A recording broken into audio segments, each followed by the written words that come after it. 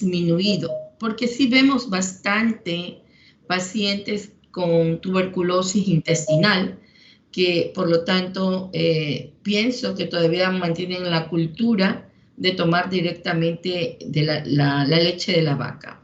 El otro Mycobacterium que nosotros lo vamos a tener es el Africanus, pero este realmente se va a encontrar en las áreas del continente africano. Y por último, el Microti, que fundamentalmente produce la enfermedad en los ratones.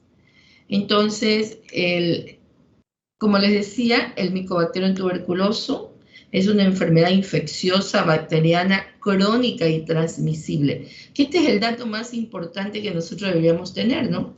Que es crónica y transmisible a través del aire.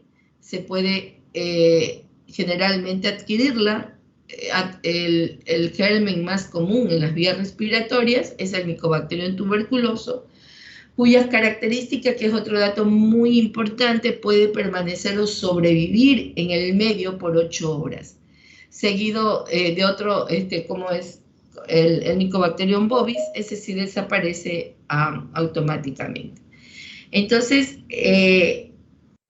esta enfermedad de la tuberculosa es producida por el también denominada enfermedad o bacilo de Koch, porque fue quien descubrió a este Mycobacterium. Entonces, esto es lo que va a indicar que el principal reservorio es el ser humano y el huésped del Mycobacterium tuberculoso, por lo que no es de extrañar que es fácil adquirirlo dentro de la comunidad cuando un paciente se encuentra hablando, cantando, o simplemente explota o expulsa cualquier cantidad de secreciones. Por lo tanto, vamos a tener al ambiente problemas llenos de gotitas, donde van donde se encuentra el Mycobacterium tuberculoso. Entonces, cuando nosotros tenemos un paciente con Mycobacterium tuberculoso, tenemos que mirar otro factor importante, que es cómo el organismo de ese paciente se encuentra, porque si yo tengo un buen organismo, yo puedo hacerle frente a la presencia de esta gotita y probablemente yo no me infecte, ¿no, verdad? Entonces tenemos que mirar un poquito qué reservorio es el que realmente va a tener para que se genere la enfermedad. Por este hecho es muy importante que hay pacientes que permiten la entrada del Mycobacterium tuberculoso, pero probablemente no hace la enfermedad, por lo tanto no es tan transmisible. En muchas ocasiones estos contagios de enfermos que tienen muchos días en contacto íntimo con el enfermo, es probable que sí se contagie. Eso quiero decir que si yo tengo una habitación de 4x4 y pongo a 4 personas que contestan un teléfono, porque es una empresa de entrega de producto a través y la compra y venta a través de un teléfono, entonces esos individuos que han estado en contacto más de 8 horas con el paciente que está hablando y hablando y hablando y botando el bicho, probablemente esto sí va a provocar la enfermedad. También otro dato importante es que los síntomas no ocurren al momento de infectar al paciente, sino que por eso digo es crónica transmisible. Los síntomas van a aparecer después y quizás el enfermo ya esté con toda la actividad del Mycobacterium tuberculoso, y como no se siente enfermo, no se identifica también quién es el que tiene la capacidad de transmitirle a otras personas.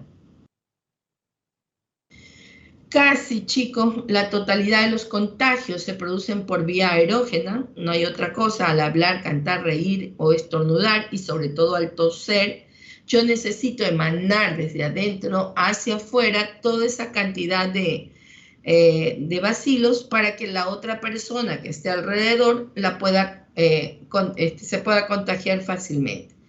Recuerden que una vez, si el individuo es sano y tiene un buen organismo, va a responder adecuadamente a la entrada del bacilo, provocando prácticamente que los macrófagos y los linfocitos, en la mayoría de los casos, logren detener esa multiplicación y en ocasiones que tengan una respuesta insuficiente y por lo tanto vamos a tener una tuberculosis latente o primaria que no va a ser la enfermedad. Relacionándolo con todo esto, nosotros dependemos de dos grandes vertientes, o sea, del paciente que realmente el macrófago y el linfocito hizo su trabajo y detuvo la multiplicación del Mycobacterium tuberculoso, y de la persona que realmente se o sea, por la cantidad del inóculo, por su organismo que tiene muy poca o pobre respuesta, viene y se activa la enfermedad. Entonces tenemos varias formas y tipos, depende de la edad del individuo, del sistema inmune y de la nutrición. Es importante saber si ese paciente se alimentó adecuadamente para continuar con esto. En esto, entonces relacionamos, definimos los casos de acuerdo a la parte clínica. Si nosotros tenemos susceptibilidad para enfermar, este Mycobacterium tuberculoso puede producir en el individuo tos, expectoración, con o sin sangre, pérdida de peso, sudoración profusa. También va a tener el paciente se encuentra pálido, un poquito disneico con el tiempo, ¿no? Entonces, eso es clínicamente diagnosticado. El paciente que clínicamente presentó la sintomatología, donde fue decisión médica encasillarlo en ese momento al paciente que es muy florido con esa sintomatología, e incluso podemos tener la confirmación a través de la radiografía, donde vamos a ver de pronto una neumonitis, una caverna, y nosotros decimos que este paciente es clínicamente diagnosticado. O sea que para yo tener la confirmación del laboratorio, yo tengo que pedirle al paciente la muestra biológica positiva del Mycobacterium tuberculoso, y esto nosotros lo hacemos a través del VAR, o a través del QTc-PCR, o a través del cultivo. Entonces, allí indicamos que el paciente está bacteriológicamente confirmado. Así tenemos los dos vertientes que se podría decir de definición de caso de tuberculosis. Uno es clínicamente diagnosticado, donde su sintomatología es muy florida, y el médico decide que ese paciente en ese momento tiene tuberculosis, pide una placa y lo confirma, entonces es clínicamente diagnosticado.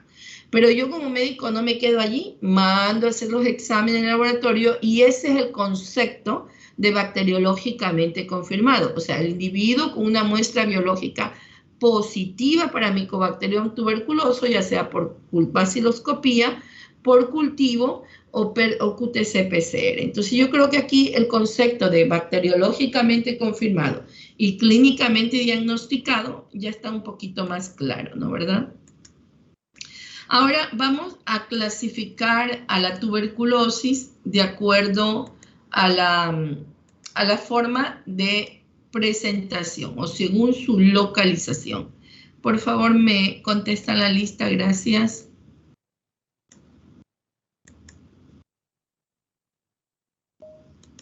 Briones.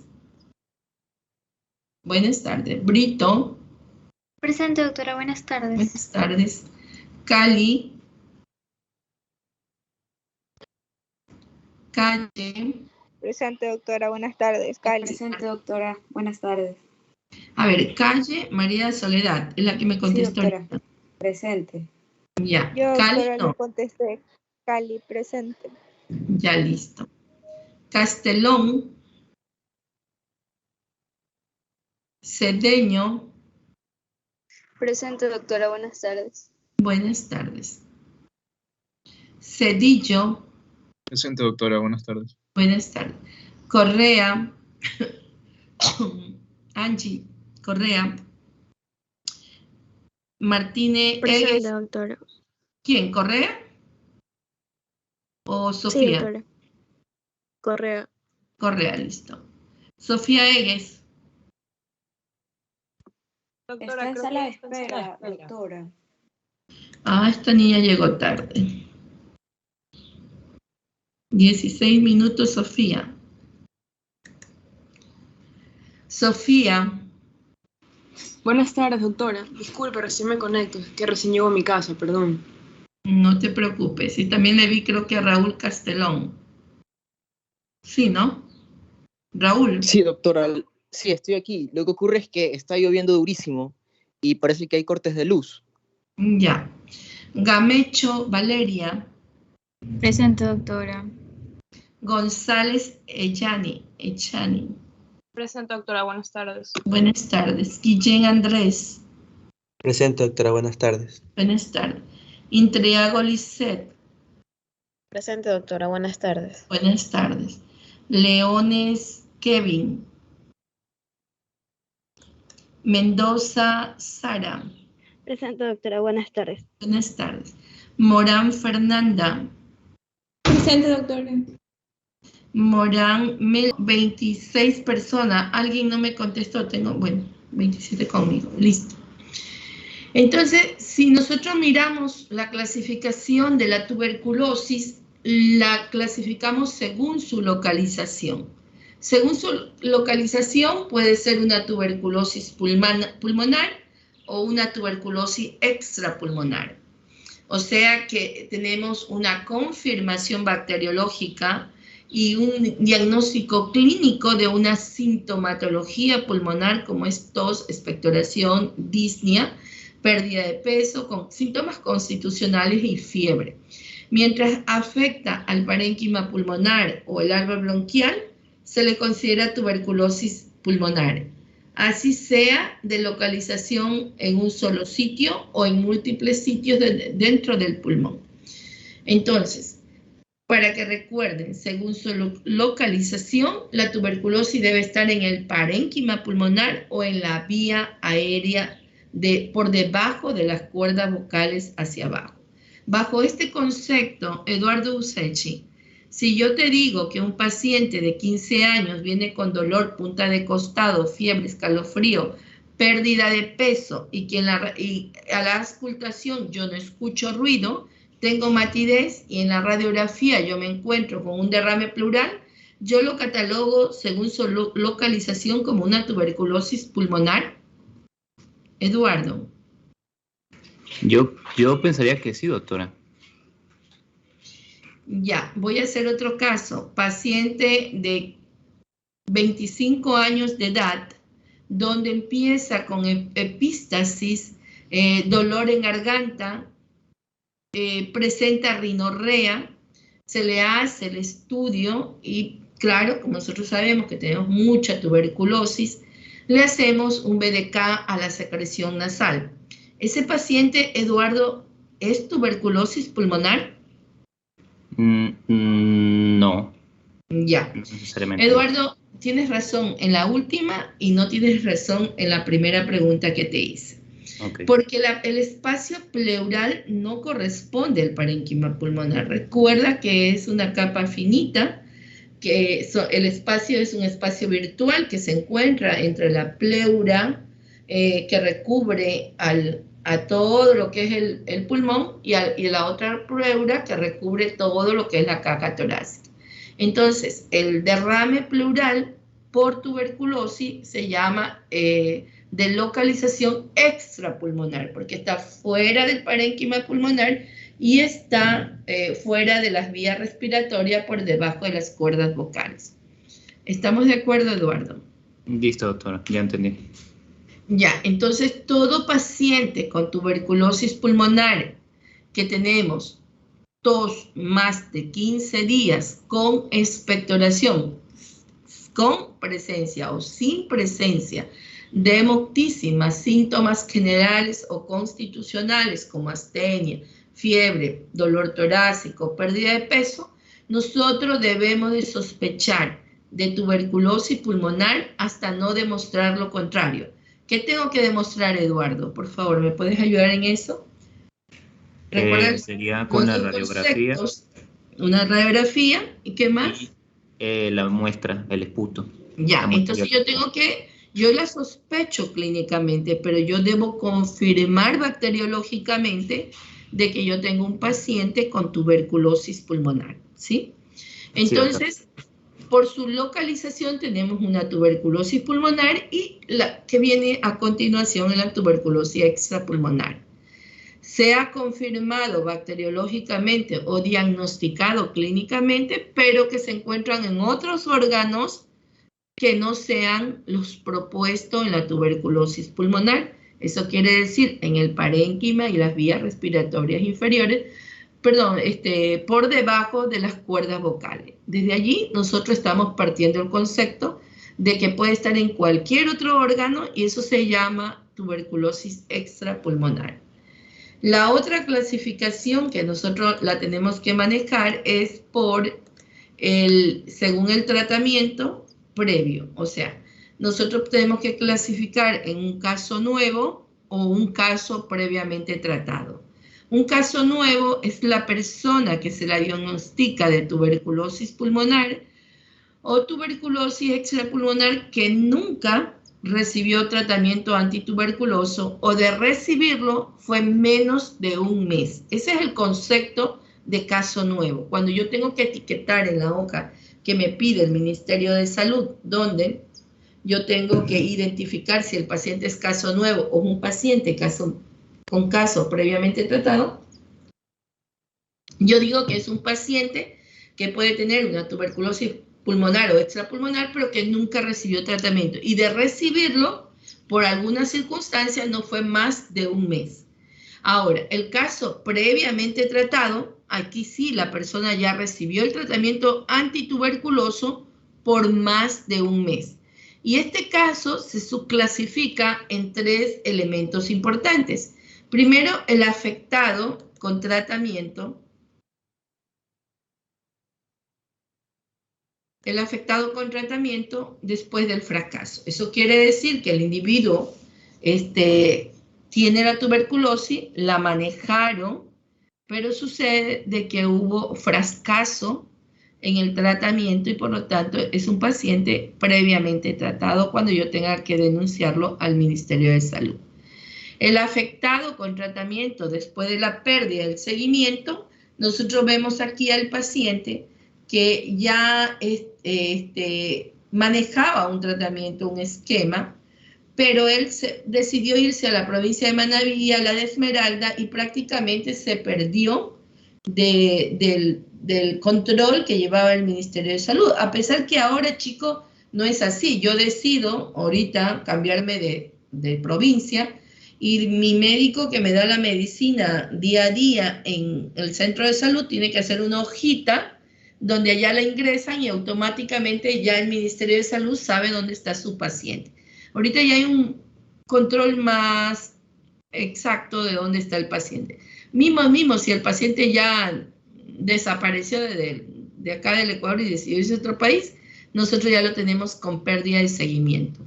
Y el afectado con recaída es la pérdida de seguimiento del paciente tratado por tuberculosis, donde ya tenemos resistencia a la rifampicina o es una multidrogoresistencia. Se ven muchísimos casos, chicos, porque los pacientes pueden tener multidrogoresistencia porque probablemente han usado la medicación o simplemente adquirió una micobacteria resistente. Entonces, como ustedes pueden darse cuenta, cuando existe este dato, la mortalidad de TB es alta, porque en realidad ya no hay cómo manejar al paciente. Entonces, por cada 30 pacientes con tuberculosis, por 100.000 habitantes, podemos tener estos datos.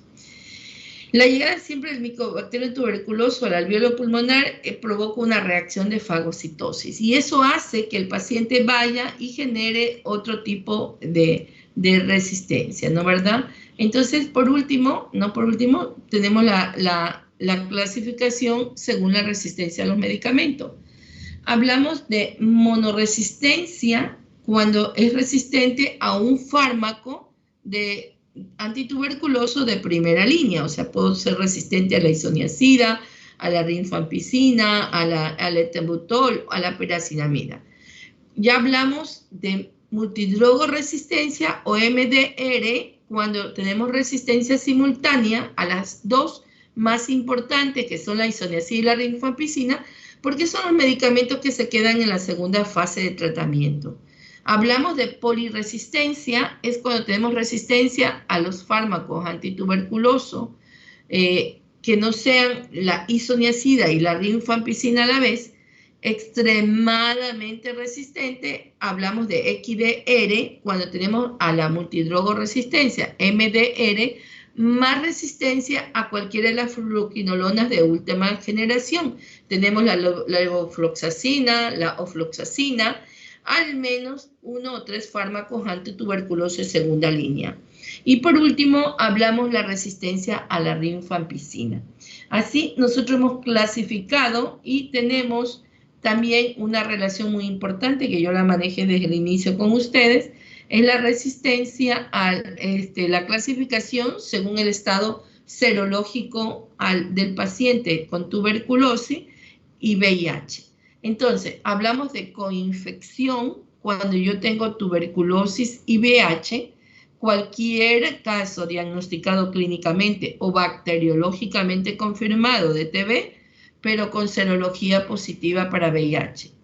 El afectado con tuberculosis sin VIH es cualquier caso diagnosticado clínicamente o bacteriológicamente confirmado con serología negativa para VIH en el momento en que se diagnosticó la tuberculosis o durante el tratamiento. Cuando nosotros tenemos un afectado con tuberculosis y tenemos un VIH negativo, recuerden que puede estar en ventana al momento de diagnosticarse una TB, nosotros durante el tratamiento pedimos otras pruebas más. Y el afectado con TB o estado de VIH desconocido es cualquier caso diagnosticado clínica o bacteriológicamente confirmado de TB que no tiene ningún resultado de la prueba de VIH. Como ustedes saben, la prueba de VIH es muy difícil de adquirirla cuando el paciente se niega o cuando nosotros, porque el paciente tiene derecho a decidir en su cuerpo y a autorizarnos o no la prueba. Recuerden que actualmente, antes se pedía hasta para entrar a quirófano una prueba de VIH, actualmente nosotros tenemos que entrar con los pacientes a cualquier lado sin exigir esa prueba de VIH. Hay que tener un tino para decirle que por favor nos permita identificarlo, porque recuerden que el tratamiento con ellos no es igual que el tratamiento con un paciente que sea serológicamente negativo para VIH.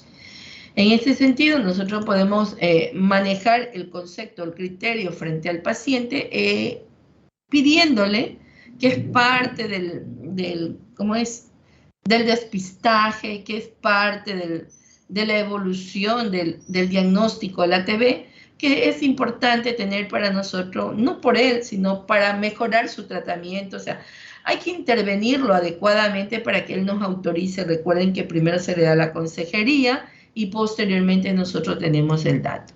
Ahora vamos a trabajar con la división.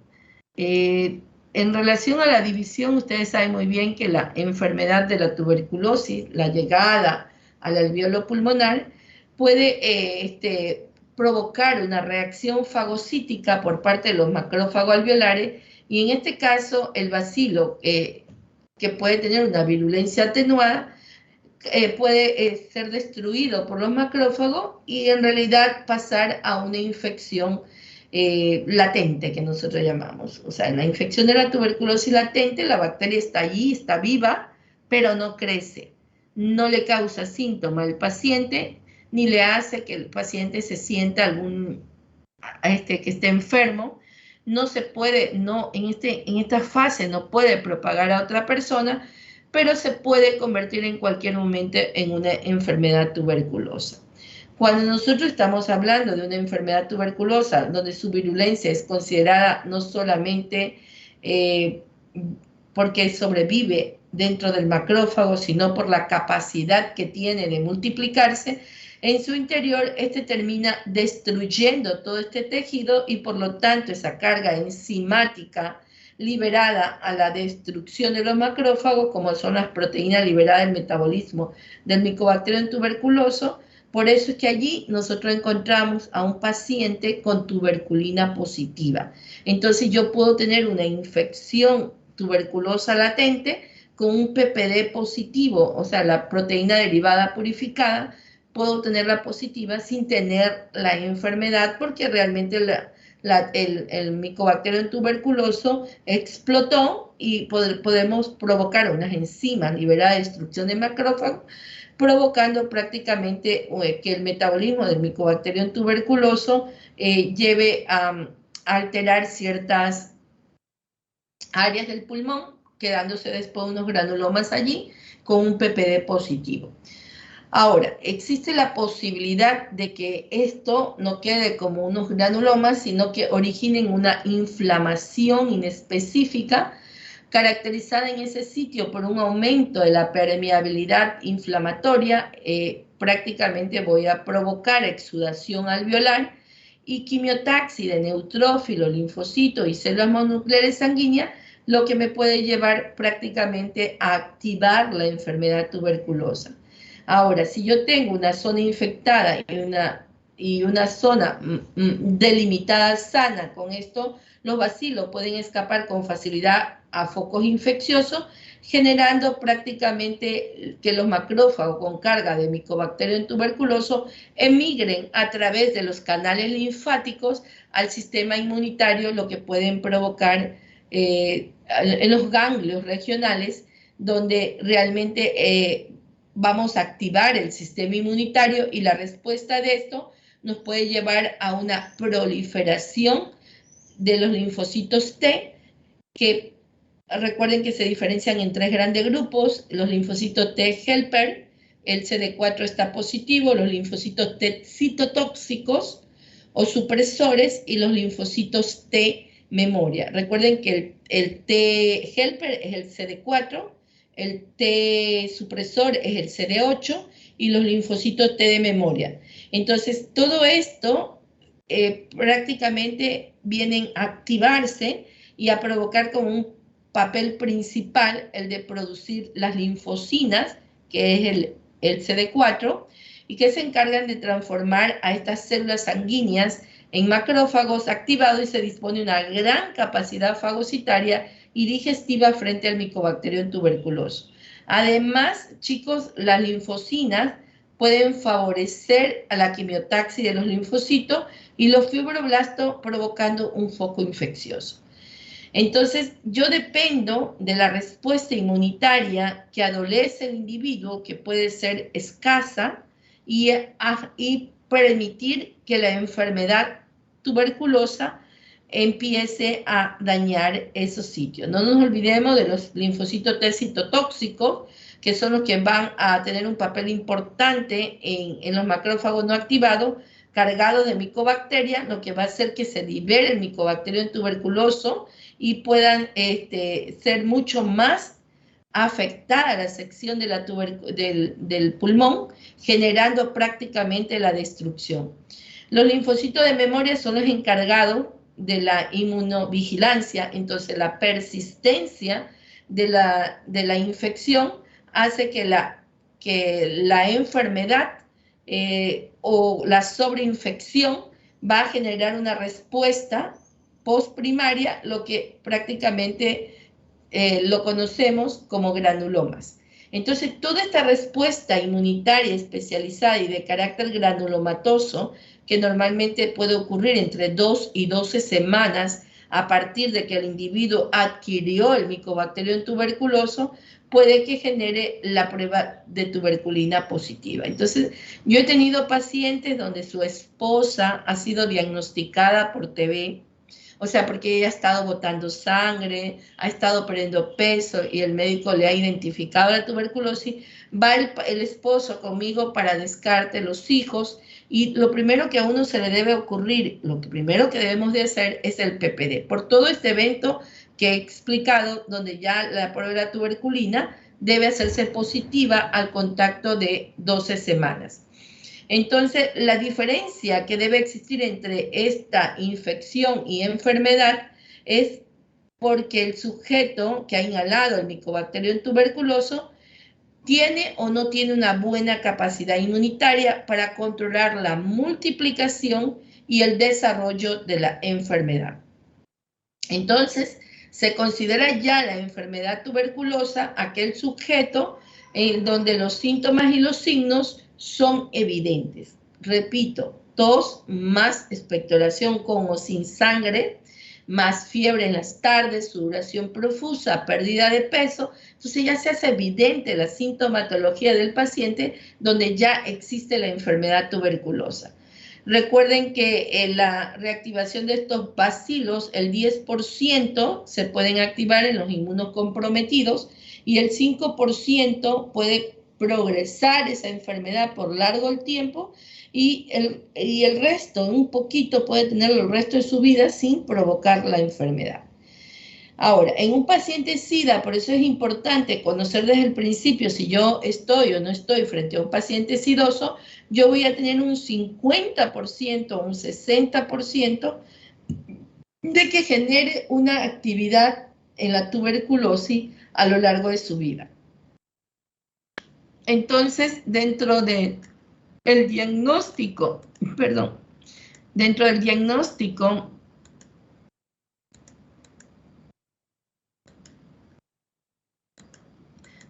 diagnóstico de la tuberculosis, cuando nosotros tenemos la infección, tiene que ir el PPD o la prueba de Manto o la prueba de la tuberculina. Ustedes la pueden conocer con los 3 nombres, donde nosotros inyectamos intradérmicamente el bacilo de Koch en la cara anterior del antebrazo, sin tocar vasos, sin tener lesiones previas. Se busca una área, una zona donde el paciente no tenga nada en su piel. Se espera 48, 72 horas para interpretar el diámetro de la induración o el abón, no lo rojo.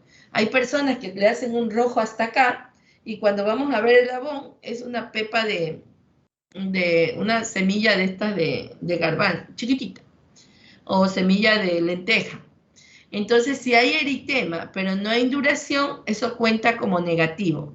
Si hay induración mayor de 5 milímetros, ese es un PPD positivo. Recuerden que no es específica, puesto que puede responder ante otras micobacterias. Yo les dije que teníamos 4, 5, hasta 100 micobacterias, incluso hay una del ambiente, o una BCG, porque el paciente pueda que sea un pequeñito que ha sido vacunado hace poco. Por eso se requiere hacer, dependo del sistema inmune del paciente, si está disminuido, o si se ha colocado la BCG, habría que valorar en ese paciente el método LIGRA, que detecta antígeno específico para BDK, discriminando a aquellos pacientes que tienen vacunados de BCG o que tengan antígenos frente a otras micobacterias. Es así que nosotros tenemos, el primer dato importante es que la prueba de la tuberculina, la prueba de Manto, vamos a mirarla si es negativa. Yo tengo que ver si el paciente está inmunocomprometido y si está negativo o no está infectado.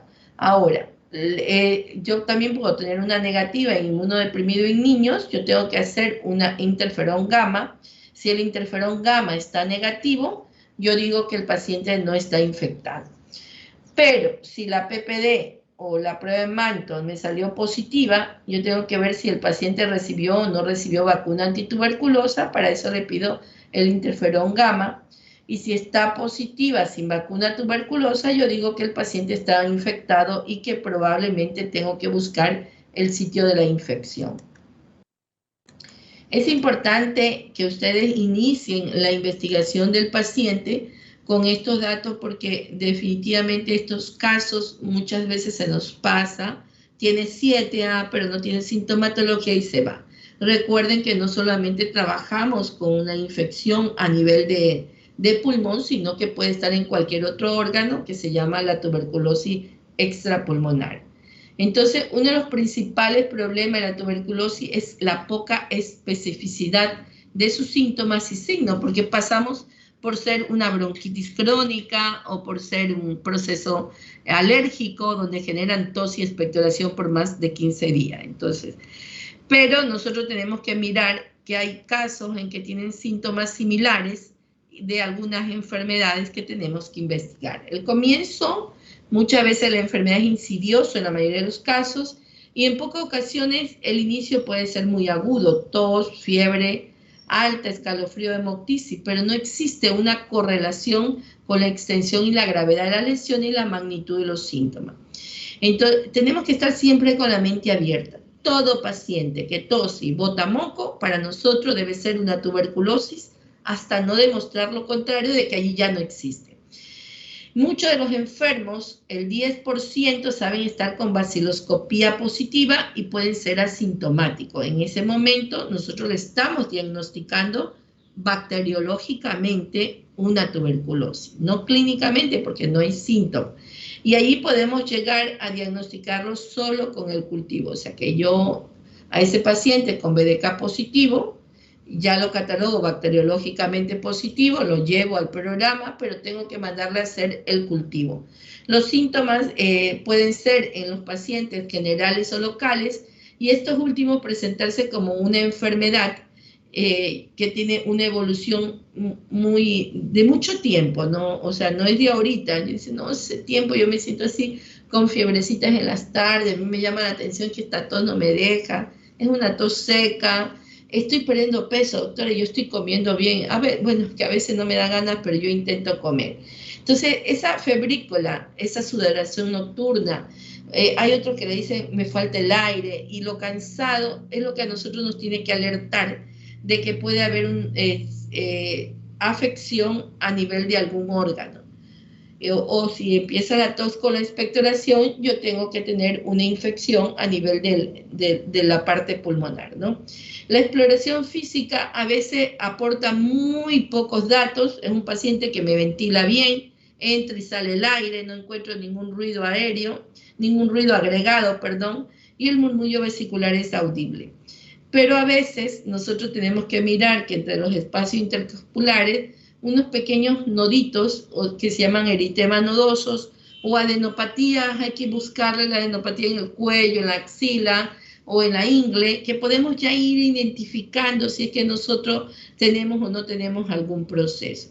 Hay pacientes que dicen, mire doctora, usted me ve aquí este nodulito de aquí, ahorita está empezando a crecer, coge, se me revienta, sale la pus y ya se termina la bolita y otra vez empieza. Entonces a ustedes deben alertarle esos procesos que el paciente le dice que le sale pus en una bolita y que después desaparece, y uno mira en la piel una cicatriz. Entonces definitivamente desde el punto de vista analítico muchas veces no encontramos mayor cosa, pero si miramos la velocidad de eritrosedimentación, esa se encuentra elevada, también hay un cierto grado de anemia, o puede haber un trastorno de hipoproteinemia, porque es un paciente que no se alimenta bien. Ahora, el incremento de sospechar o diagnosticar un enfermo siempre hay que prestar especial atención a las enfermedades que generan mayor sintomatología. Por ejemplo, el paciente que tiene un trastorno neurológico, nosotros vamos a tener cefalea, el paciente tiene vértigo, el paciente cursa con dolor de cabeza, con signo de meningismo, probablemente yo tengo una tuberculosis cerebral, ¿no? O meningia. De pronto yo voy donde el urólogo 2, 3, 4, 5 veces al año porque yo tengo una infección con sangre que el urólogo no se explica. Entonces nosotros tendríamos que ir mirando cuál es realmente el proceso que puede estar afectando al paciente. Entonces, la tuberculosis extrapulmonar, que también es un dato, la tuberculosis pulmonar, lo primero que nosotros tenemos que tener el criterio clínico, que es el que yo le acabo de explicar, tos más expectoración con o sin hemoptisis más síntomas generales. El criterio bacteriológico, donde está el BDK, que puede tener un QTC-PCR o también un cultivo antivirama. Y el criterio imaginológico, donde podemos detectar la localización o extensión o severidad de la enfermedad, que también se puede utilizar como otro método. Y muy útil para la tuberculosis extrapulmonar sería el examen histopatológico. A la tuberculosis pulmonar no llegamos allá, porque el criterio imagenológico es el que realmente va a manejar el concepto de que yo tengo un paciente clínicamente diagnosticado. En este caso, nosotros vemos una radiografía de tórax, acá es típico de una neumonía, vemos los espacios aéreos caracterizados por una gran radioopacidad homogénea, de bordes muy mal definidos, que prácticamente entra en contacto con la cisura y vemos que en ocasiones, no en todos, puede o no presentar un broncograma aéreo. Pero ¿qué es lo que más llama la atención de esta? No nos olvidemos que los ganglios linfáticos, los linfocitos se empiezan a inflamar y vamos a encontrar los ganglios parailiares de ese mismo lado un poco aumentado. Es como que si fuera la sombra de la neumonía. Otra forma de presentación en la radiografía es esta TV primaria, donde se manifiesta el foco de consolidación. Vemos que se pierde la silueta cardíaca derecha, puede ser unifocal o puede encontrarse en los dos lados o encontrarse en otro lado, y que es lo que realmente nos lleva a la... O sea, ¿qué les quiero decir con esto? Que toda neumonía no podemos observar los bacilos si están o no están allí. También puede cursar con una atelectasia grande de un lóbulo, porque es como tenemos una obstrucción bronquial extrínseca por la adenopatía, o también porque podemos tener un engrosamiento en la parte endobronquial. Entonces, toda neumonía es una obligación de todo médico que entra en contacto descartar la tuberculosis. Ahora, puede quedarse como una calcificación, que son los focos de Gons, que son cicatrices parenquimatosas calcificadas o no, porque adentro lo vemos, cuando lo vemos calcificado, lo vemos más blanquito, como que si estuviéramos viendo el corazón. También puedo tener el complejo de Ranker, donde tengo el foco de Gons, o sea, donde tengo la cicatriz parenquimatosa calcificada, más la calcificación de ganglios linfáticos iliares o paratraqueales. A eso le llamamos el complejo de Ranker. Y por último hablamos de los focos de Simmons, que son focos donde tengo la lesión de Gons, pero tengo calcificaciones dentro que muchas veces pueden ser secundarias a procesos que se activaron, pero que se volvieron a dormir.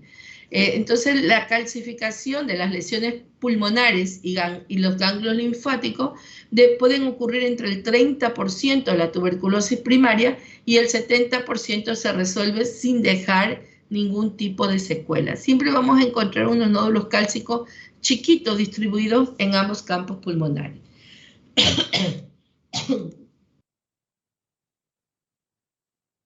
Por último, nosotros podemos encontrar esto que se llama tuberculoma.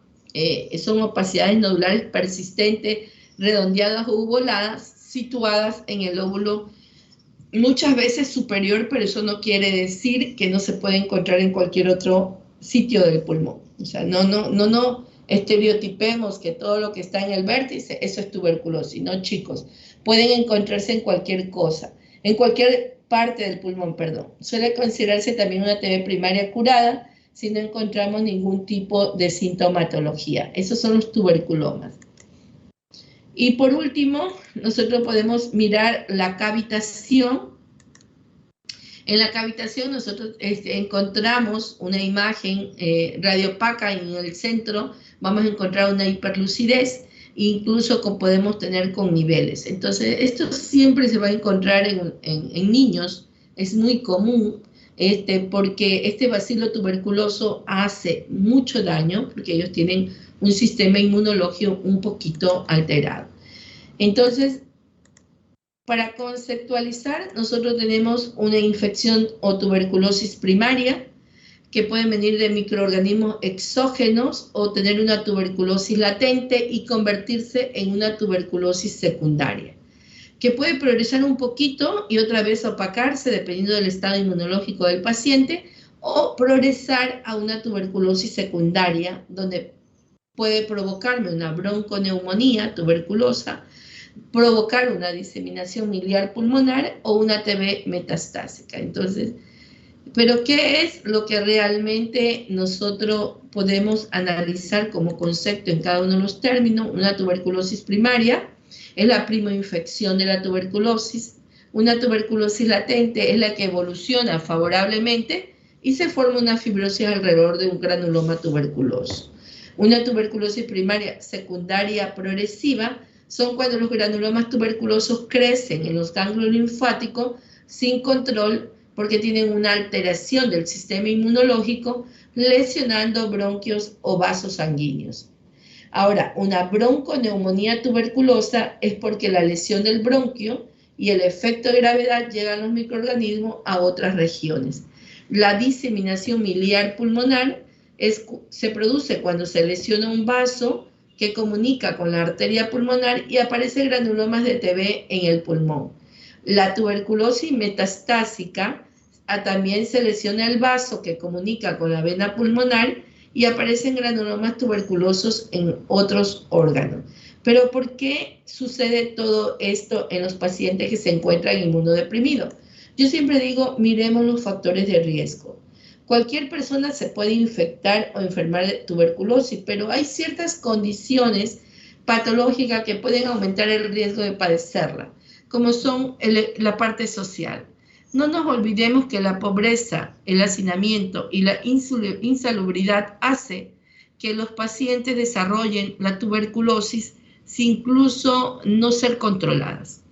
Porque viven en una habitación de 4x4, más de 5 o 6 personas, y la capacidad para infectar una es muy alta, la cantidad del virus es súper alta, por lo tanto la capacidad de infectarse esta persona y que vive en un estado de insalubridad totalmente malo hace que los pacientes tengan la tuberculosis. No nos olvidemos de los pacientes que tienen enfermedades de base como son la silicosis y la abestosis, o de las pacientes que tienen enfermedades biológicas como son el VIH, o que tienen algún trastorno genético o una enfermedad del colágeno, donde pueden hacer que su parte inmunológica no esté en ese momento para defender la agresión de los bacilos.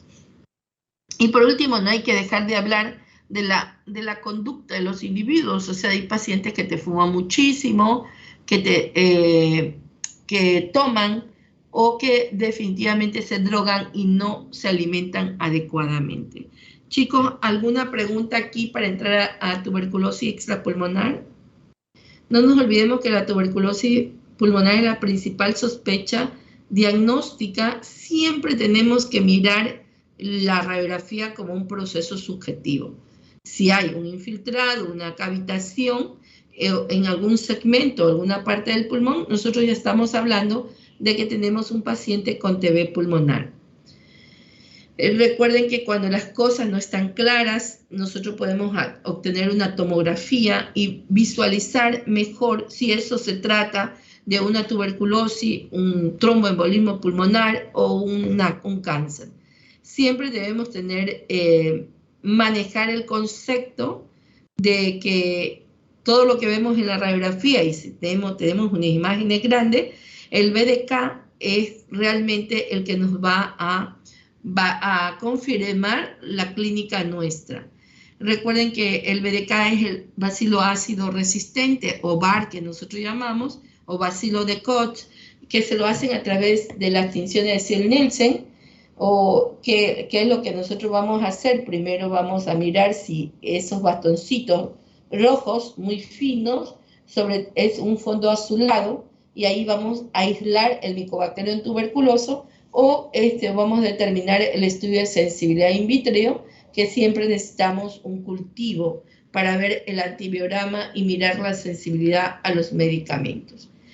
Recuerden que esto es importante que ustedes lo pidan, es una obligación, yo diría, de todo sanitario, todo médico, realizar estas pruebas para descartar si el paciente tiene o no tiene.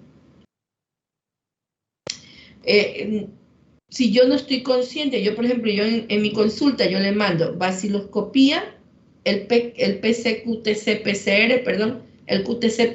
que es una prueba biológica molecular, donde voy a tener una sensibilidad y una especificidad súper alta.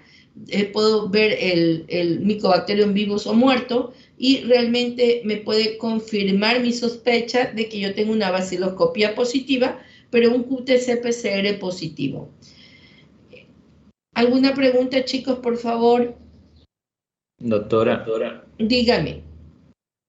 ¿cuál sería, ¿puede repetir la diferencia entre la tuberculosis primaria y No te escuché bien, por favor. Dame la pregunta. si me puede decir la diferencia entre la tuberculosis primaria y la secundaria, que no me quedó clara esa parte? Ya, la primaria, Eduardo, es cuando hay la reacción de los linfocitos, ¿no verdad?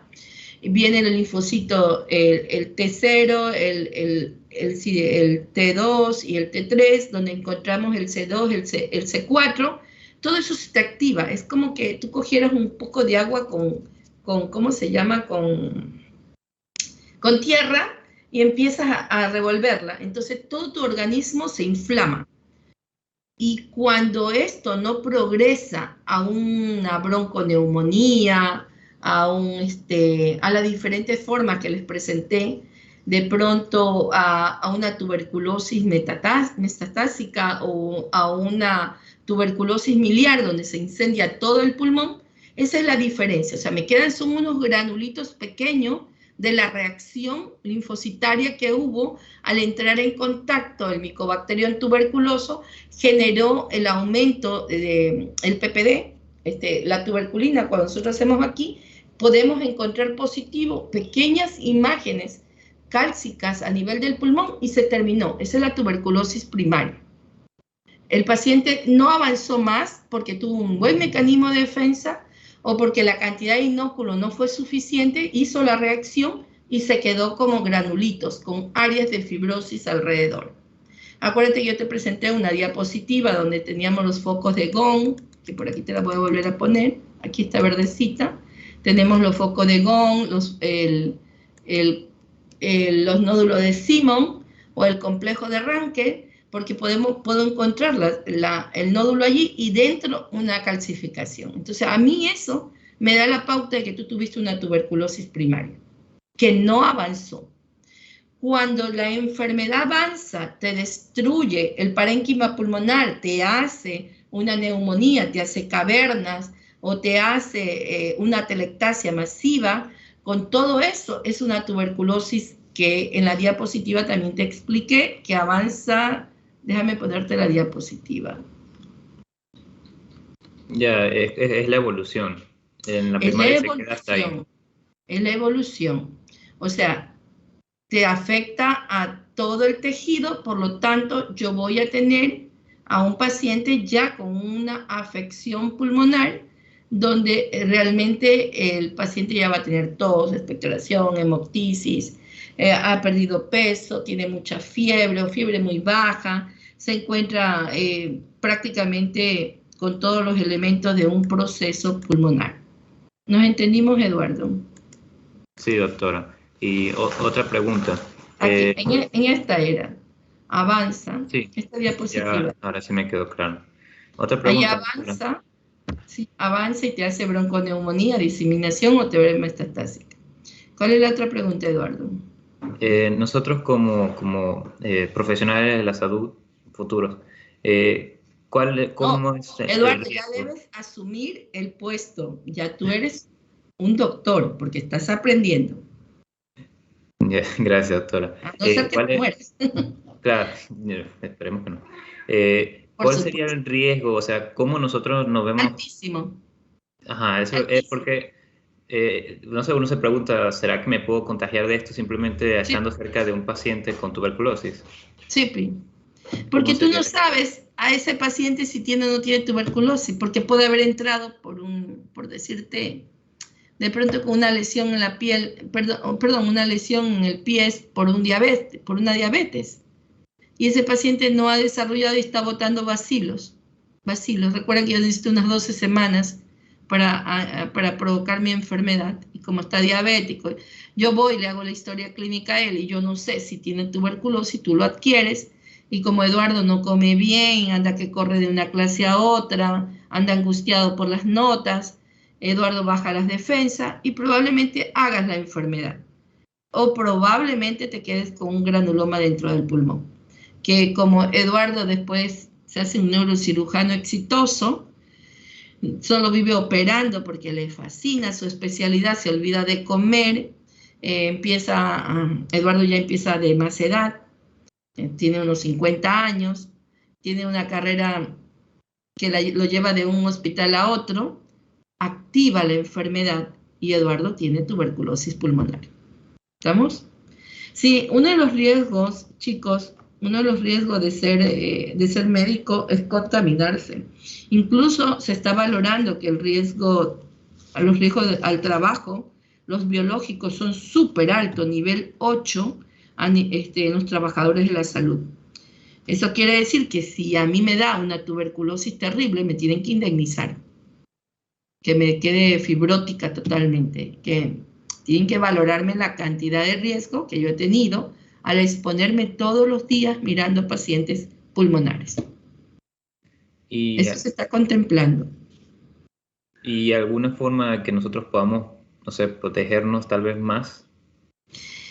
Excelente, Eduardo. Ahorita con esa mascarilla que la llevamos día y noche, es lo mejor que nos puede haber pasado. Sí. Porque tú tienes que evitar, hay gente que te tose en la cara, hay gente que no tiene una buena cultura. Y cuando tú acuerdas te botaron un montón de saliva encima. Entonces la mascarilla es como una parte de que te protege a ti como médico. Yo creo que nunca deberíamos sacárnoslas cuando entremos en contacto con pacientes y ya este virus se controla. Porque no creo que se vaya a controlar, porque vendrán otros. Entonces la mascarilla es parte del trabajo. Yo ahorita no estoy manejando la terapia, pero yo manejé 20 años mi terapia y yo toda la vida, cuando iba a intubar, yo no tocaba al paciente si no me pasaban una mascarilla N95, una verde que teníamos, esa ya ni la veo ahorita. Me cogía y me ponía un protector y ahí entraba a intubar y a poner o vías centrales o cualquier procedimiento bien equipado. Entonces eso quizás protegió mucho, porque imagínate, cuando tú entras a la vía aérea, lo primero que tú te encuentras es un charco de pus allí dentro y hay que succionar para poder ver bien la vía y poder meter el tubo para que el paciente que se está ahogando con una neumonía de esas terrible. O un paciente con edema agudo de pulmón, no lo sé, si también tenía una infección de tuberculosis, al momento en que yo entubo, me puede chispear porque cuando tú metes el tubo y ellos están tapados, eso sale por el tubo que da miedo, invade todo ese sitio. Entonces son el cuidado que nosotros debemos tener al atender a un paciente, el que nos va a impedir que nos enfermemos de algún proceso infeccioso. No hablemos de tuberculosis. Puedo adquirir una neumonía multiresistente con esas pseudomonas macabras que cargan los pacientes, que no se los maneja con nada, y hacer una neumonía yo con eso. Entonces, definitivamente yo creo que es una obligación nuestra protegernos el resto de nuestras vidas si queremos tener una salud adecuada. Hay bastante médico diagnosticado de tuberculosis. El último que yo vi fue un otorrino. Salió con su tuberculosis. En su vida pensó tener tuberculosis. Había estado con un paciente que le había interconsultado por unas amígdalas grandes. Dice que le escupió y él cogió, claro, y le dijo, o sea, que llamó a alguien que le limpie, pero igual él absorbió. A la semana ya estaba con los síntomas. A la semana, imagínense la cantidad de virus, de micobacterium que ese hombre le puede haber dado al médico. Tan rápido. Tan rápido. Es demasiado rápido. 2, quizás el doctor no tenía su mecanismo de defensa adecuado. Rápido. Doctora. El señor empezó con fiebre y después hizo neumonía.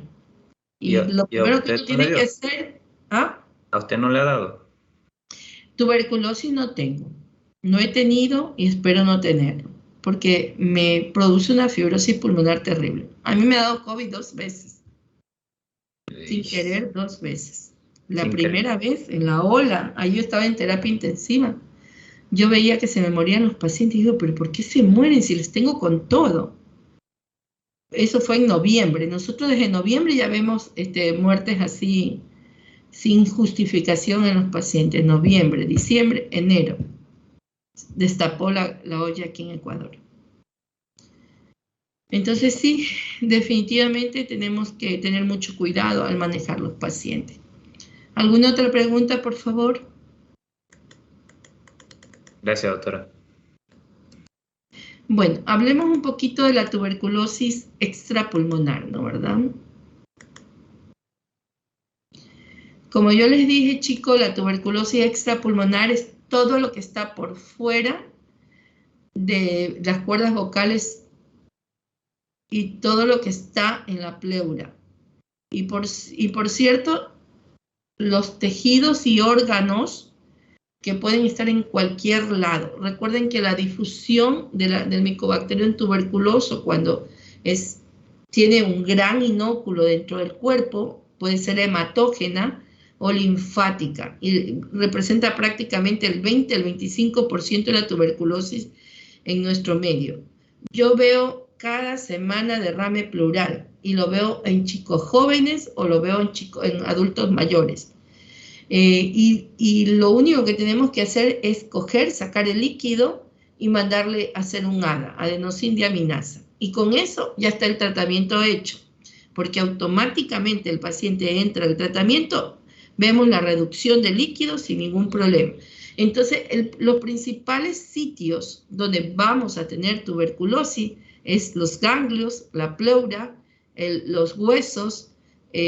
Hablamos de tuberculosis miliar porque es ambos, pulmón, el sistema nervioso central. Y hay un dato muy importante, que las personas que viven con VIH es más común que la tuberculosis extrapulmonar que la tuberculosis pulmonar, más frecuente en los ganglios, genitourinarias y osteoarticulares. Recuerden que el criterio clínico es fundamental, puesto que la tuberculosis extrapulmonar son paucibacilares. Eduardo, cuando yo digo paucibacilares, ¿qué es lo que yo te quiero decir allí?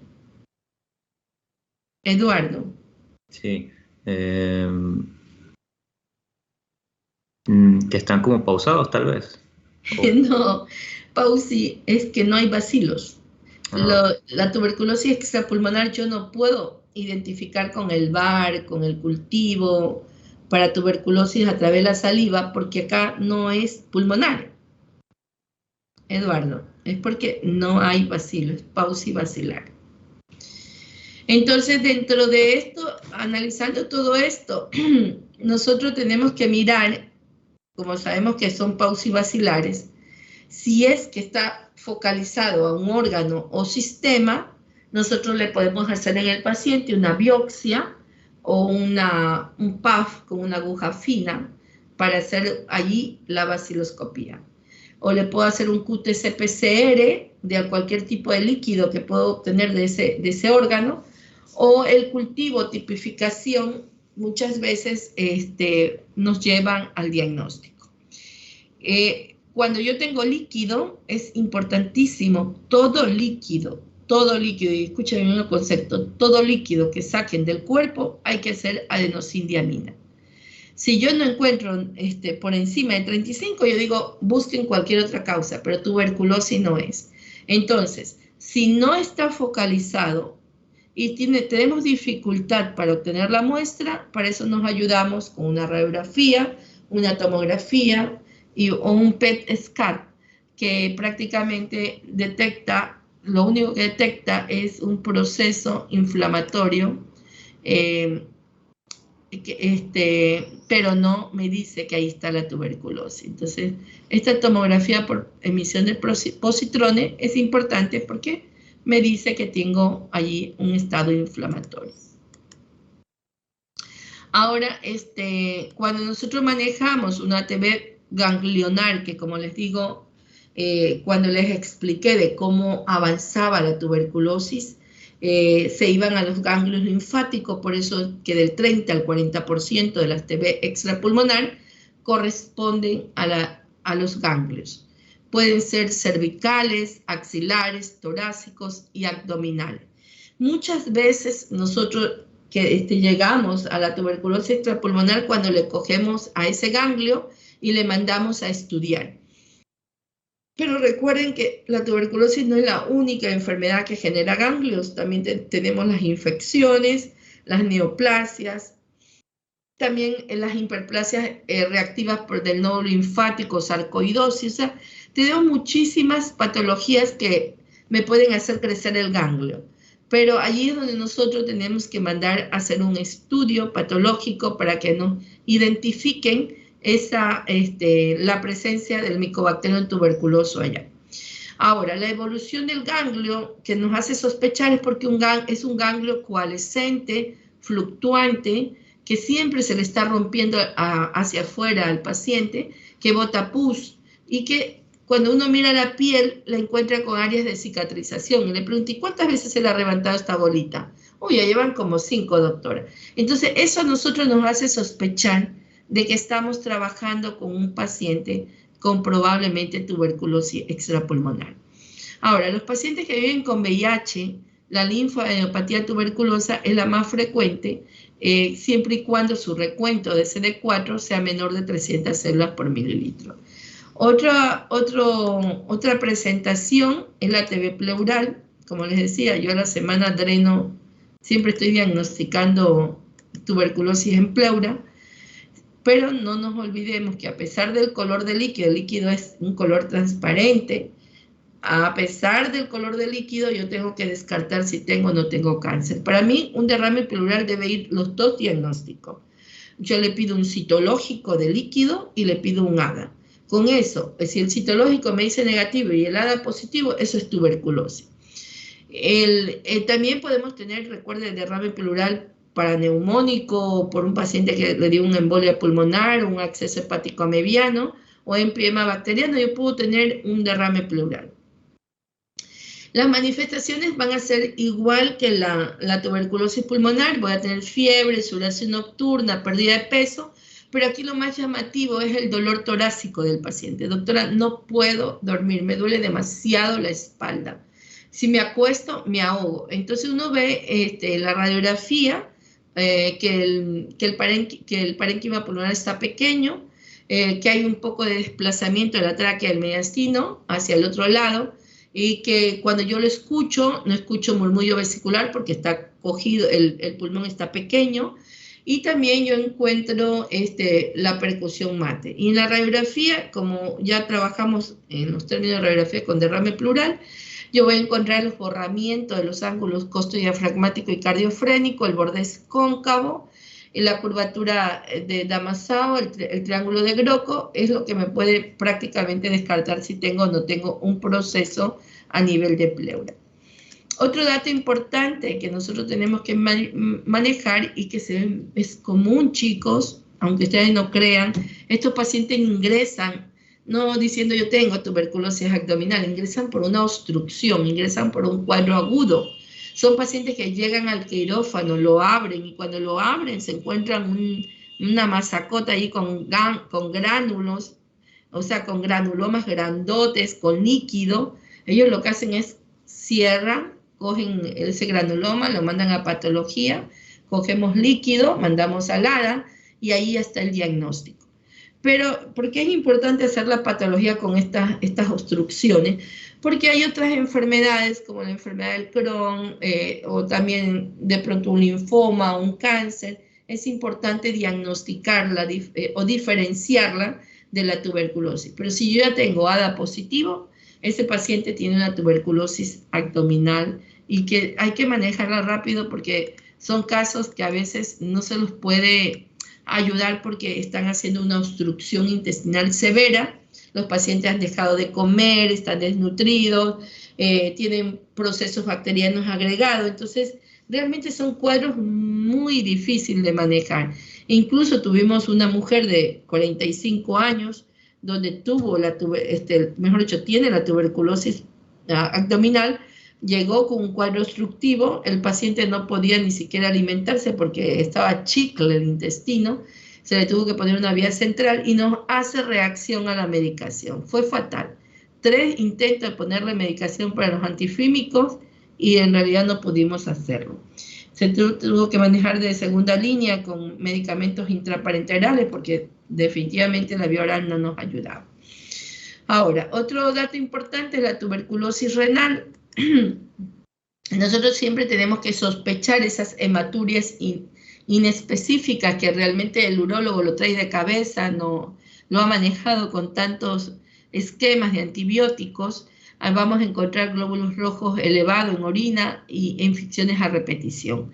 Siempre tenemos que pensar en tomar 2 o 3 muestras pareadas de cultivo para Mycobacterium tuberculoso, completando siempre revisando la estructura del riñón a través de una tomografía o un eco de abdomen. Pero recuerden que cuando un paciente, yo ya le he hecho de todo y no le encuentro la causa, hay que hacer un tratamiento diagnóstico terapéutico. Eso quiere decir que yo entro clínicamente, sospechando clínicamente de una tuberculosis pulmonar, ingreso con el esquema y veo si mi cuadro responde o no responde adecuadamente sin tener lo bacteriológicamente confirmado. Ahora, la otra tuberculosis es la tuberculosis pericárdica, muy grave, chicos.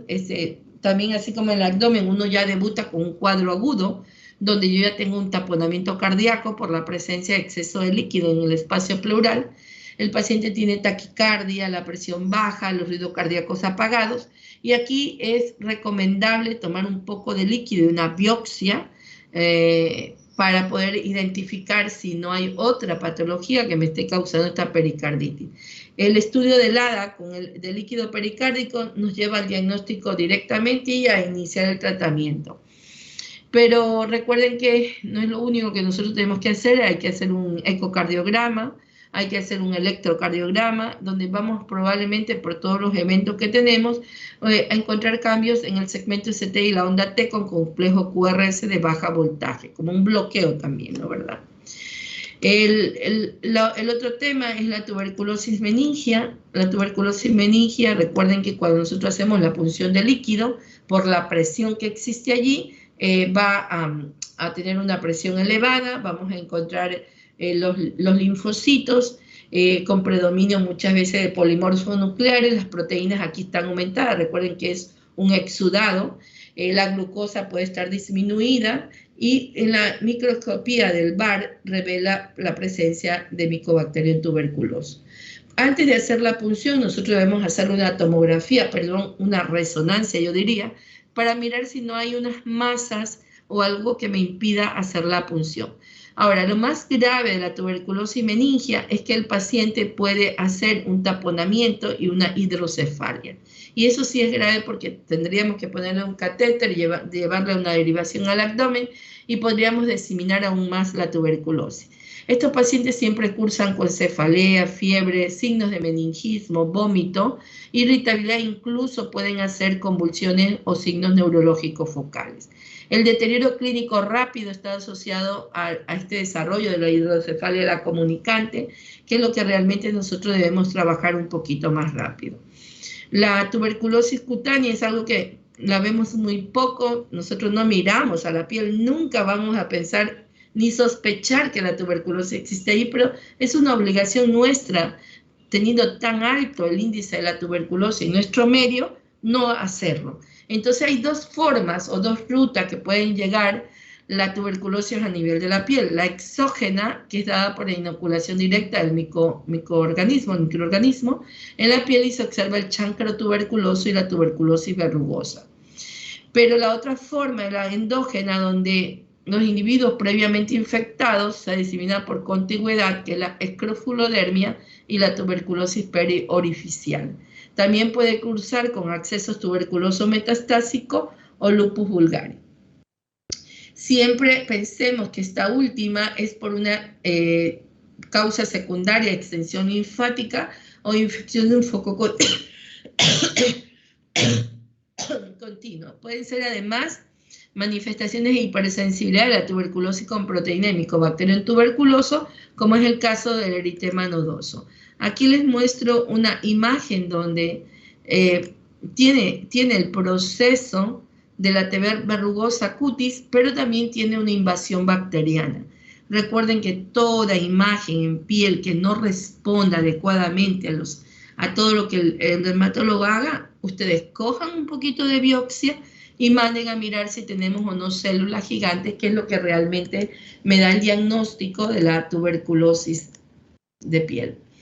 Otra parte importante, la tuberculosis osteoarticular, los sitios más comunes, la columna vertebral, que la conocíamos antes como el mal de Pot, la rodilla y la cadera. En estos los pacientes van a presentar muchas veces masas en las partes blandas como acceso frío, con una irritación o inflamación del periósteo, generando muchas veces líquido que podemos estudiarle ahí, el estudio del ADA, para mirar un poquito qué es lo que está pasando en estos pacientes. Y por último, la tuberculosis miliar, que es muy conocida en los pacientes que viven con VIH. El patrón miliar son micronódulos pequeñitos de 1 a 3 milímetros difusamente en ambos campos pulmonares, pero que en pacientes que viven con VIH debemos pensar si no está una infección por Pneumocystis jirovecii o también por el Mycobacterium avium o Histoplasma capsulatum, que son los que nosotros tenemos que hacer el diferencial en estas patologías. Adicional de la baciloscopía, el cultivo y identificar la especie biológica, nosotros tenemos que hacer la prueba de sensibilidad a las drogas. En relación al tratamiento, chicos, es muy importante manejar puntos claves. Dentro de los puntos clave hablamos del esquema de tratamiento, que no está basada en la localización de la enfermedad, sino, ya sea esta pulmonar o extrapulmonar, sino que se debe registrar el historial farmacológico del paciente y el tiempo del tratamiento si fuera el caso. Es importantísimo reconocer si ese paciente ha tomado anteriormente algún fármaco que tiene que ver con el tratamiento de la tuberculosis.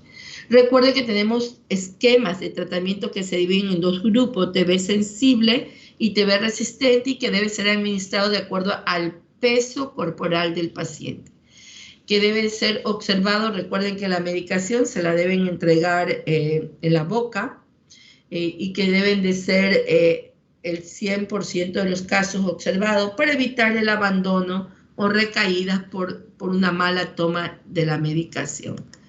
Entonces, como ustedes ya conocen, tenemos el esquema de tratamiento a la isoniazida, que le podemos dar la dosis de 5 miligramos por kilo de peso, no debe superar los 300 miligramos. La rifampicina, 10 miligramos por kilo de peso, no deben superar los 600 miligramos. La piracinamida, 25 miligramos de peso, no debe superar los 1500 miligramos. Y el etambutol, los 20 miligramos por kilo de peso, y no debe superar los 1200.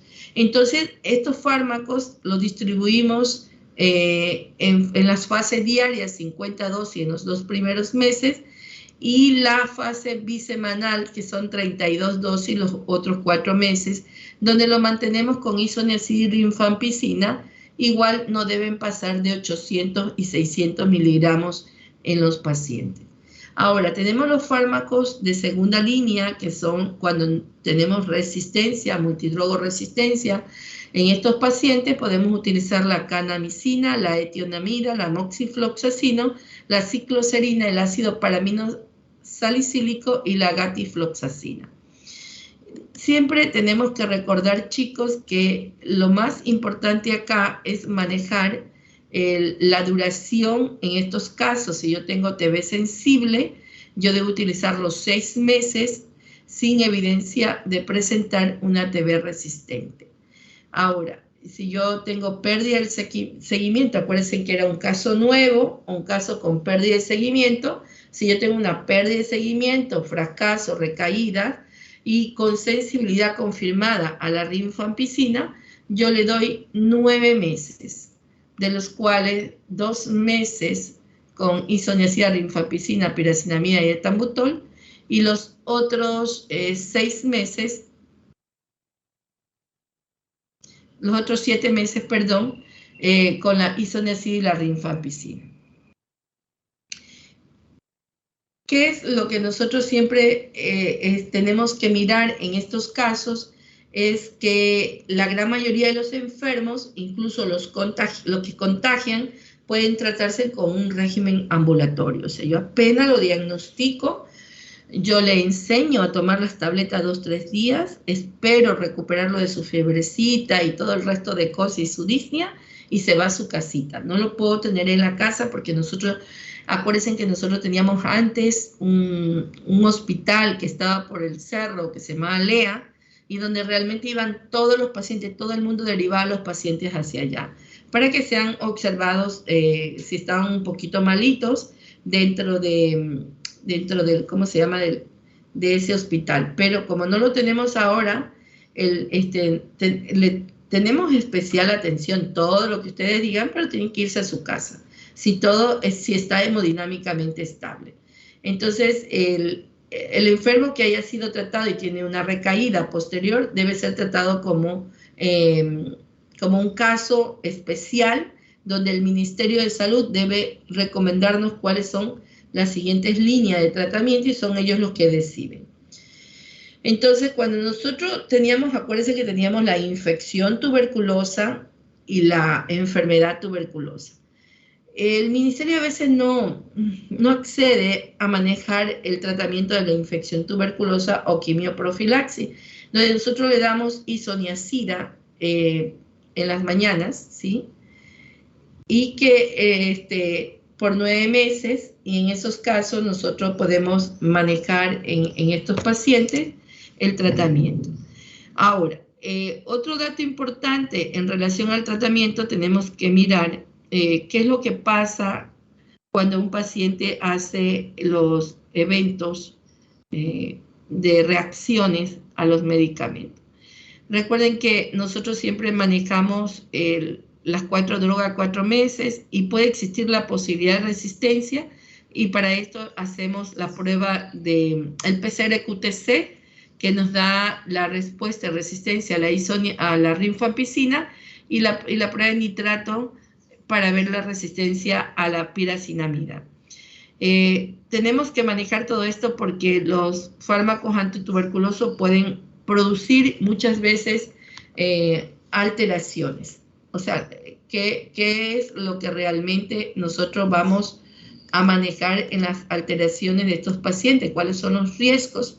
Acá yo le estoy mostrando en esta diapositiva una fase intensiva donde el paciente se le debe prolongar hasta 6 meses en aquellos casos que la vaciloscopía siga positiva al final del 4.º mes, y si al final del 6.º mes la vaciloscopía sigue positiva, se debe considerar el fracaso al esquema y se diseñará un esquema individualizado con medicamentos de segunda línea. Y la fase intensiva es muy cruda, es mucho exceso de medicamento. Tenemos a esos que producen inflamación en el oído y daño renal, como la kanamicina, la moxifloxacino, la etionamida, la isoniazida, la clofamicina, la piracinamida, el etambutol. Esto se va a administrar por 4 meses, y la fase de continuidad la hacemos con moxi, ciclofosfacina, etambutol, piracinamida, y se realizará por 5 meses diarios. Entonces, estos casos deben ser diseñados individualmente y manejarlo con los pacientes. Pero ¿qué pasa con el paciente que está embarazada y que tenemos que trabajar con la presencia de una tuberculosis pulmonar?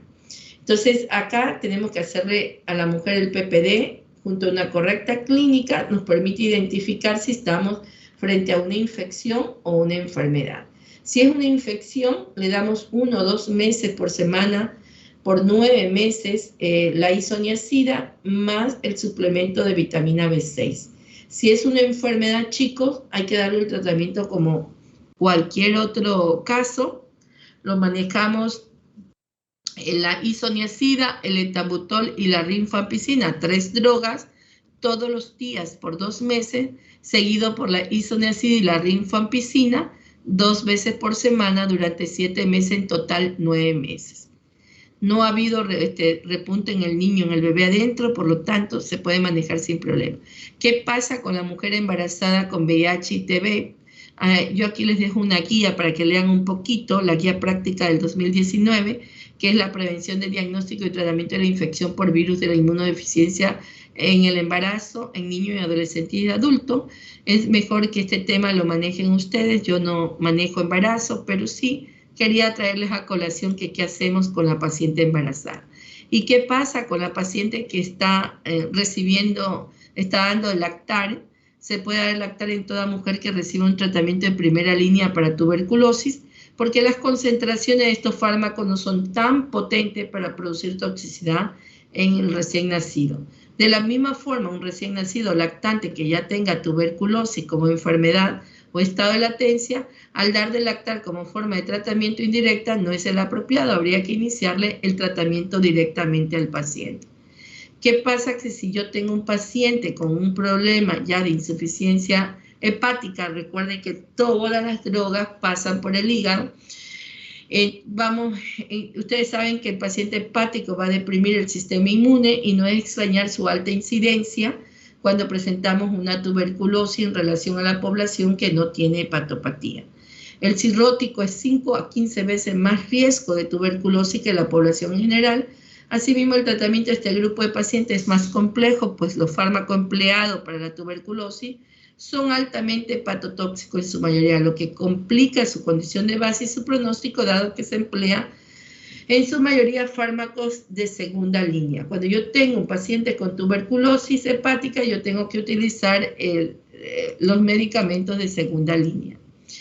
Es aquí donde si tenemos un cuadro ya un poquito más grave con un Chill-Pulse A, no fuera de recurso, porque recuerden que yo puedo poner un paciente cirrótico fuera de recurso, que ya no puedo hacer absolutamente nada.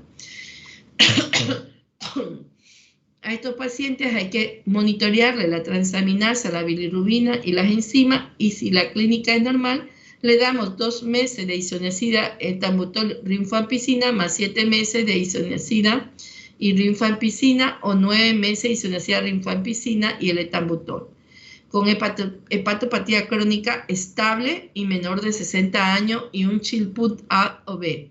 9 a 12 meses de rifampicina, isoniazida, fluoroquinolona en pacientes con hepatopatía avanzada o cirrosis sintomática mayor de 60 años, y 18 a 24 meses de rifampicina, etambutol y fluoroquinolona en pacientes con hepatopatía descompensada o cirrosis avanzada. O sea que no dejamos de tratarlo, depende de qué grado y si está o no está fuera de recurso. Dentro de los fármacos que producen alteraciones, tenemos de primera línea, ustedes pueden ver ahí, les cursé ahí un cuadrito, donde la isoniazida, la rifampicina, la piracinamida tienen reacción a nivel de hígado, los tres. También la isoniazida puede tener trastornos neuropáticos, reacción de hipersensibilidad, fiebre, un pseudolupus, vértigos, convulsiones, psicosis, ataxia cerebelosa, neuritis óptica, anemia, agranulocitosis, ginecomastia, artralgia, y también puede que se le caiga el cabello. La rifampicina, aparte de tener el problema en el hígado, puede producir una cholestasis, o sea, a nivel, una cholestasis significa de que la vía del colédoco puede producir un engrosamiento de la bilis y provocar una cholestasis, una reacción de hipersensibilidad, intolerancia digestiva, fiebre, interacción medicamentosa, trombocitopenia, anemia, necrosis tubular, nefritis intersticial y síndrome gripal. Esta es la única, la rifampicina es la única que produce el síndrome gripal. Vaya a poner una pregunta por ahí. La piracinamida, tenemos hepatitis, trastornos gastrointestinales, artralgia, hipersensibilidad cutánea, hiperuricemia, gota y fotosensibilidad. La piracinamida es la única que le produce hiperuricemia. El etambutol puede producir una neuritis retrovulvar, artralgia, hiperuricemia, etambutol y piracinamida, hiperuricemia, neuropatía periférica, reacción de hipersensibilidad y trombocitopenia. Y la estreptomicina es la que produce el bloqueo neuromuscular. No nos olvidemos, tiene todas las reacciones, pero la más importante es que me puede llevar a un bloqueo neuromuscular. Como ustedes pueden ver, los trastornos o los efectos adversos de cada una de las drogas depende muchas veces de la interacción medicamentosa que pueden tener con otros medicamentos. Por eso yo les decía, es importantísimo graficar qué medicamentos está tomando el paciente, porque hay fármacos con niveles aumentados, me pueden aumentar los efectos de la isoniazida, lo que quiere decir que puede llevarme a una hepatitis, como el paciente que recibe el propanolol. Hay pacientes que te toman propanolol. Habría que averiguar cuando yo ingrese al tratamiento si está o no está tomando propanolol. Hay otros medicamentos que me pueden disminuir el uso de la isoniazida. No nos olvidemos que es importante analizar esto, porque la isoniazida es la segunda línea, los 4 meses que quedan de tratamiento, 2 intensivos y 2 con isoniazida y rifampicina. Por lo tanto, yo tengo que mirar qué fármaco me puede estar disminuyendo sus efectos. Y está la prednisona y están los laxantes. Hay pacientes que son estreñidos y toman laxante y nosotros no nos damos cuenta de que no nos está respondiendo, es porque está disminuyendo los efectos de la isoniazida. Hay otras que aumentan los niveles de la isoniazida, y lo más importante es que el ketoconazol no debe ser dado ahí, porque también puede disminuir. Y así nosotros tenemos que analizar, chicos, cada medicamento que el paciente esté tomando para mirar esas reacciones adversas que pueden generar o pueden potenciar los efectos adversos que no los queremos allí, porque nos impide manejar la tuberculosis.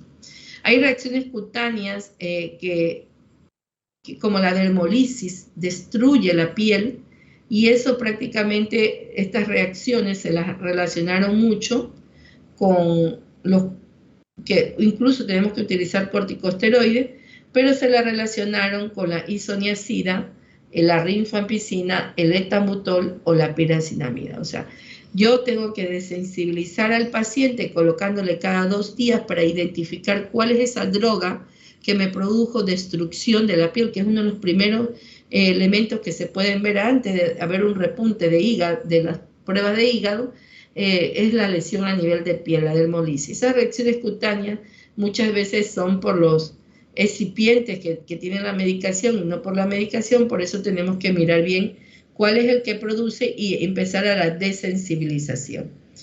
Ahora, las intolerancias digestivas, chicos, todas dan. Por lo tanto, y eso que es obligación tomárselo con el estómago vacío, para no tener el rechazo del paciente, nosotros le pedimos que se tome aunque sea una coladita al momento de ingresar la medicación. Hay fármacos que producen nefrotoxicidad y toxicidad óptico-vestibular, y usted ya la conocemos, o sea, la streptomicina es la que más nos puede llevar a esos elementos. Los trastornos de neuritis óptica, la hepatotoxicidad, y todo eso, al manejar una hepatotoxicidad, nosotros tenemos que mirar un poquito las pruebas hepáticas. Acá le puse una diapositiva, primero la clínica, donde empieza el paciente a ponérsenos amarillo, empieza a vomitar con dolor a nivel del hígado, vemos que la GOT y la GPT se encuentran mayor de 3 veces lo normal o 5 veces, con clínica mayor de 3 veces ya debemos suspender, y sin clínica mayor de 5 veces, o la fosfatasa alcalina con la glutamiltransferasa mayor de 3 veces el valor normal. Aquí hay que retirar el fármaco 1 semana. Si nosotros tenemos una normalización de la clínica y mejora la parte de la GOT, GPT, la fosfatasa alcalina, reintroducimos el mismo tratamiento con dosis progresiva en 4 días. O sea, primero va la isoniazida, 4 días después va la rifampicina, la pedimos por separado. Si persiste la normalidad, iniciamos otra vez el tratamiento. Pero si iniciamos, reintroducimos y vuelve la clínica, habría que mirar si tengo una citolisis o una colostasis. Si es una citolisis, hay que cambiar la piracinamida, la isoniazida o la piracinamida por etambutol y dar 12 meses más y analizamos las pruebas. Si persiste la clínica o la alteración analítica, nosotros le damos por 6 meses la estreptomicina, el etambutol, la fluoroquinolona y la cicloserina. Y 18 meses de etambutol, de fluoroquinolona y de cicloserina. Ahora, si persiste la clínica y la alteración y hay una colastasia, o sea que el colédoco se encuentra inflamado, hay que cambiar la rifampicina por etambutol, por fluoroquinolona o por estreptoquinasa. Estreptomicina, perdón, 18 meses, análisis por la semana, y si en realidad se encuentra alterado, volvemos otra vez 6 meses de estreptomicina, de etambutol, de fluoroquinolona y de cicloserina sobre los 18 meses que ya quedamos de etambutol, fluoroquinolona y cicloserina. Miren que es difícil, pero esto se lo dejamos al Ministerio de Salud. Ellos ya nos mandan una carta de cómo tenemos que manejar al paciente. Ahora, son 18:43. Vamos a hablar un poquito del VIH. ¿Alguna pregunta, por favor, en el tratamiento, chicos? ¿Algo que quieran saber? ¿Quedó claro? Yo tenía una duda. Nos mostró un gráfico sobre los primeros dos tratamientos y después el tratamiento de meses, ¿no? Al inicio se trataban fármacos y después se mantenían y son mi duda era que, o sea, los primeros 2 meses están los 4 fármacos. Sí. Y a los 4 meses empiezan los 2 fármacos, entonces hay un mes de descanso para el paciente o algo así. No, seguidos son. Ah, ok. Ya. Aparte de las 53 dosis, sí. ¿Alguna otra pregunta? No hay descanso en el paciente, porque no hay que darle tregua. Bueno, a las 2 semanas ya tiene que estar BDK negativo, pero hay pacientes que a las 2 semanas no están BDK negativo, no reducen los síntomas, por lo tanto no podemos darnos el lujo de que nos haga resistencia. Es muy dura la resistencia, peor si nos hace trastornos hepáticos. Bueno, como no hay pregunta, yo avanzo. Vamos a topar un poquito así a rasgo, un poquito rápido lo que es el VIH, ¿no? Porque toca manejar esos términos. Entonces, el VIH es considerada por una infección que afecta el sistema inmunitario. Desde allí estamos perdidos con la TB. Recuerde que necesitamos un buen sistema inmunitario para no desarrollar la enfermedad, lo que lleva prácticamente al deterioro progresivo de las funciones y dejándolo susceptible al individuo frente a enfermedades e infecciones oportunistas. Entonces, el SIDA no es otra enfermedad, sino el estadio o etapa final de la evolución natural de la infección por VIH. Hasta el momento, chicos, no hay cura, pero sí el tratamiento ha logrado estabilizar la replicación viral en los recuentos de CD4 y mejora la calidad de vida de los pacientes. Entonces, el paciente con VIH y SIDA acarrea una serie de problemas, no solamente por el manejo, sino por la discriminación, porque no existen drogas en el país para poderle manejarle su estabilidad y disminuir su replicación viral, y prácticamente el desinterés político que existe en este grupo. Yo no sé si ustedes ven la noticia y todos los días tenemos problemas que este tipo de pacientes no reciben su medicación y tardan mucho en llegar. Entonces, cuando nosotros miramos la historia natural de la infección por VIH, hablamos de una infección primaria, de una infección clínica latente y de una fase sintomática. Cuando tenemos una infección primaria, tenemos el síndrome de retroviral agudo, donde vemos que la viremia alcanza su punto máximo entre la primera a las 12 semanas. Y cae, la viremia cae y vamos aquí el CD4 sube la carga viral, el ELISA se vuelve negativo en esta fase, en el síndrome retroviral agudo, y dura más o menos de 8 a 12 semanas. Luego viene la fase 2, que es la latencia o clínica. Aquí el paciente está asintomático, cae el CD4 progresivamente, la carga viral se estabiliza, o sea, nosotros no tenemos viremia, y el ELISA puede estar reactivo y este paciente puede durar años en esta fase de latencia. Y en la fase 3 es la fase sintomática, donde las infecciones oportunistas hacen que la enfermedad se vuelva más aguda. Esta es la fase SIDA, donde las células caen, el CD4 cae a menor de 200, la carga viral pico, alcanza una carga viral pico, y la presencia de microorganismos aquí el paciente puede durar de 1 a 3 años. Al analizar todo esto, nosotros tenemos que mirar que lo que más nos interesa es el diagnóstico. Por supuesto que nosotros tenemos muchos datos que podíamos realizar, pero yo siempre les digo, lean un poquito la guía de atención integral para adultos y adolescentes con infección por VIH y SIDA en el Ecuador. Nosotros tenemos muchísimos libros empleados para el manejo de esto. Pero, ¿qué es lo que tenemos que visualizar en esta charla? Es qué pruebas se emplean de tamizaje y cuáles son prácticamente, deberían ser gratis, son gratis. La encontramos en todos los hospitales, hay unos que los cobran. Debe ser confidencial y debe tener un consentimiento informado. Los resultados se reportan como reactivo o no reactivo. De ser reactivo, debe realizarse la comprobación con otro método diferente, que es el Western blot, o los CD4 o CD8, y de ser no reactivo, el individuo tiene conducta de riesgo, se necesita una reevaluación de 3 meses. Todo esto previo a una consejería, porque en realidad lo que nosotros tenemos en estos pacientes es un poco de parte de ansiedad. Entonces, primero va la consejería, la preprueba y consentimiento, la prueba rápida de tercera, si no es reactiva no hay infección, y si es reactiva vamos a la segunda prueba de tercera generación, que al principio a veces es diferente, no se envía esa prueba al INSPI, donde se analiza los resultados. Si es reactiva, hacemos la Western blot, y si es positiva el Western blot, estamos frente a una infección por VIH, que es detectable, ¿no? Pero en algunos casos no son detectables, se le debe hacer la carga viral. Y en estos casos ya estamos frente a un paciente con SIDA.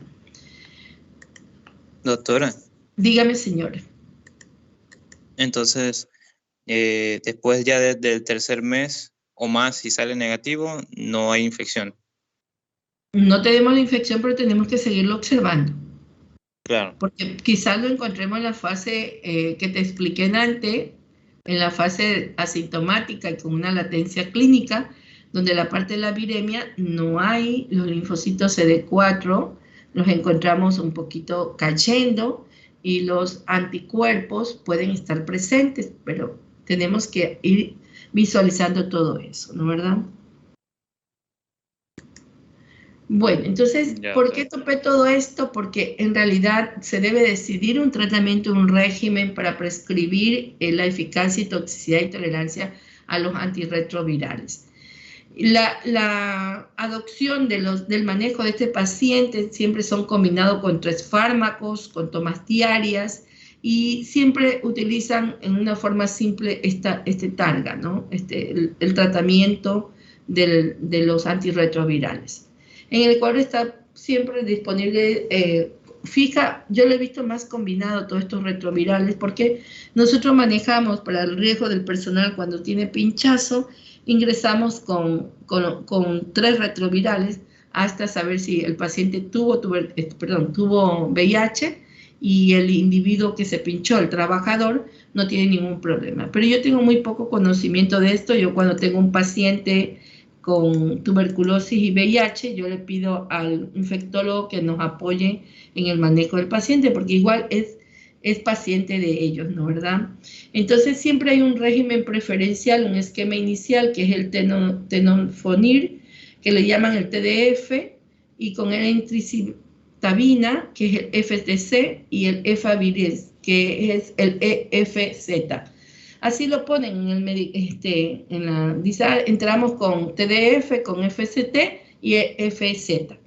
Entonces, estos son los nombres de los fármacos que siempre van a utilizar y que ellos hablan de eso. Bueno, hablemos de lo que nos interesa, de la coinfección. Un paciente con coinfección, nosotros vamos, ya ustedes saben cuál es el término, donde tenemos la prueba positiva y el paciente con tuberculosis. Entonces tenemos pacientes con síntomas y sin síntomas. Cuando no tiene síntomas, nosotros le damos la terapia preventiva con isoniazida por 9 meses, y el paciente que tiene síntomas, no le damos la terapia preventiva, sino que diagnosticamos dónde puede estar la TB o la otra patología. No nos olvidemos que lo más importante acá es identificar dónde está el problema, ¿no? Se le pide la radiografía de tórax, se le hace la vaciloscopía, el estudio, muchas veces ellos no botan esputo, le hacemos un esputo inducido o le llevamos a quirófano y le hacemos un lavado bronquialveolar. Si es BDK negativo y radiografía normal o anormal, con PCR en tiempo real para el diagnóstico de tuberculosis cultivo, si yo tengo un PCR negativo y cultivo negativo, yo tengo que mirar otras patologías. Recuerden por hongos y por otras bacterias que me pueden generar esas imágenes en el pulmón. Si yo tengo un PCR positivo con cultivo positivo, para mí eso es una tuberculosis activa, y en realidad empezamos el tratamiento antituberculoso con las 4 drogas, así como lo manejamos con otros. Si yo no tengo nada, pero estoy sospechando de que tengo un PPD positivo, yo tengo que entrar con terapia preventiva con isoniazida. Y así continuamos. Los pacientes que viven con VIH, estos pacientes tenemos que mirar su radiografía de tórax y 2 vaciloscopías como mínimo o un lavado bronquialveolar. Si la vaciloscopía es negativa y la radiografía es normal o anormal, yo hago un QTc-PCR para diagnosticar y lo confirmo mediante cultivo. Además, descartamos la resistencia antifímico. Esa es la idea de manejo de estos pacientes. Si la vaciloscopía es negativa y la radiografía es normal o anormal, y el QTc y el cultivo negativo, hay que hacer el diferencial con otras patologías u otros microorganismos que pueden estar generando este proceso a nivel del pulmón, la radiografía normal. Si yo tengo vaciloscopía negativa con radiografía normal o anormal y QTc y cultivo positivo, yo tengo una tuberculosis activa seguida de la determinación de la sensibilización a la rifampicina. Si la vaciloscopía es positiva y la radiografía es normal o anormal, se hará QTc-PCR y luego, que lo mismo en el anterior punto, se inicia el tratamiento para la tuberculosis. No nos olvidemos que a veces coexisten las infecciones tuberculosis, neumocitis, girovesis. Incluso puede existir hongo a la vez en estos pacientes. Por eso es importante a veces llevarlo a la broncoscopía para manejar estos casos de pacientes, ¿no, verdad? Ahora, en los pacientes que viven con VIH con síntomas no respiratorios, si está focalizado un órgano o un sistema, recuerden que nosotros podemos hacer la punción o podemos hacer el PCR en tiempo real o hacer el cultivo para el Mycobacterium tuberculoso. Si tenemos, si la conducta no es tuberculosis activa, el diagnóstico diferencial con otras patologías, tratarla y darle terapia preventiva para isoniazida.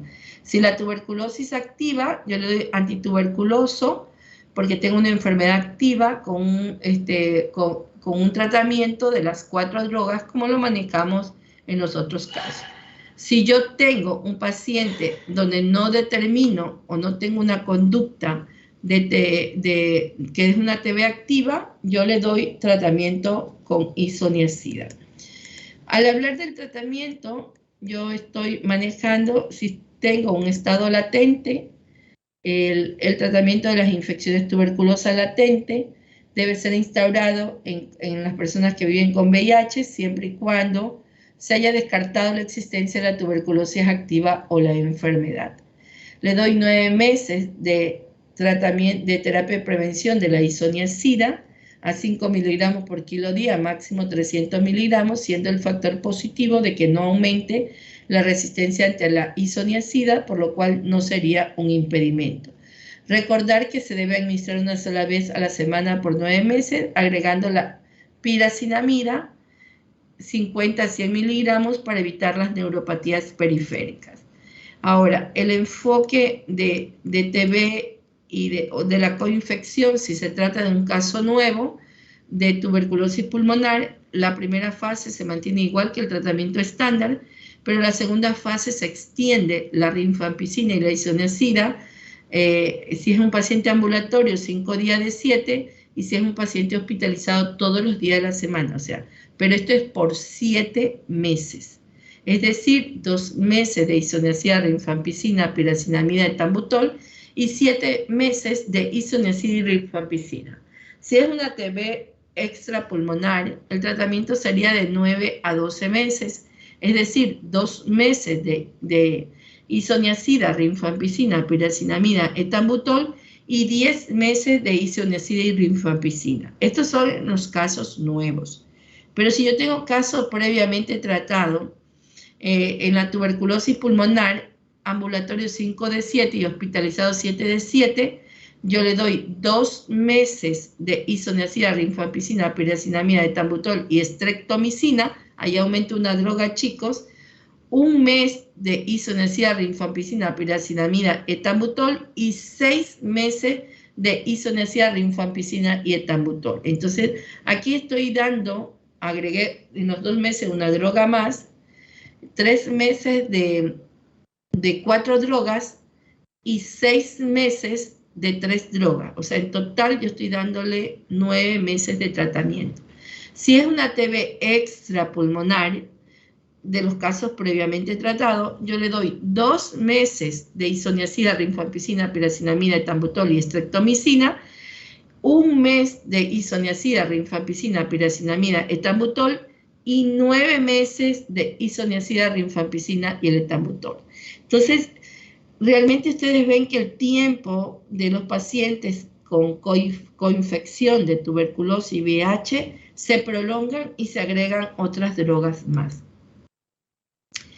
Hay puntos a considerar en estos tipos de pacientes, donde el antirretroviral puede reducir la mortalidad, la incidencia y la recurrencia de tuberculosis en pacientes con coinfección. La rifampicina potencia la actividad del CYP 450, recuerden que esto está en el hígado, y disminuye las interacciones del inhibidor de la proteasa y también de los inhibidores no nucleósidos de la transcriptasa reversa, los cuales a su vez puede afectar el CYP 450, que afecta la concentración de la rifampicina. Los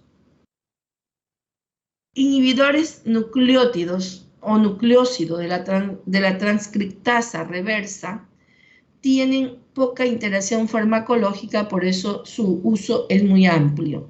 Hay que valorar también las interacciones farmacológicas y efectos adversos, que realmente es algo fundamental que nosotros tenemos que manejar en estos puntos.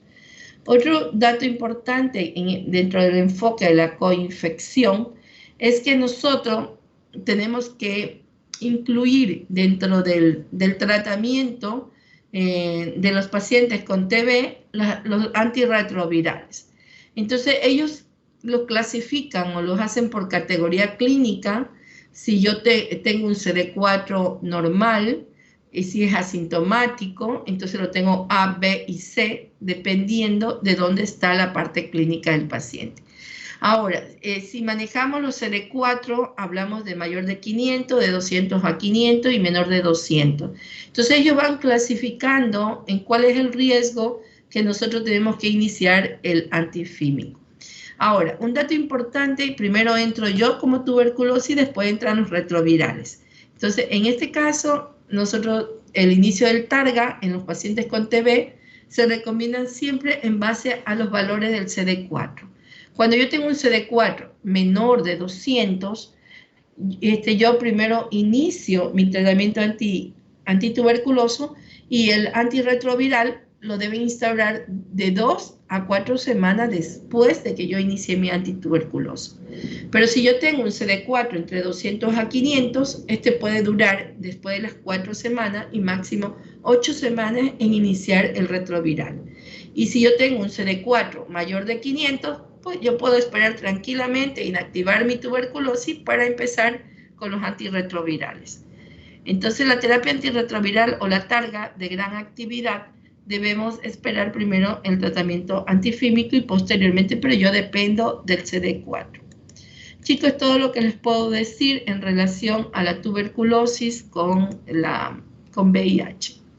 Ayúdenme, por favor, voy a tomar la lista. Si no hay alguna pregunta. Briones.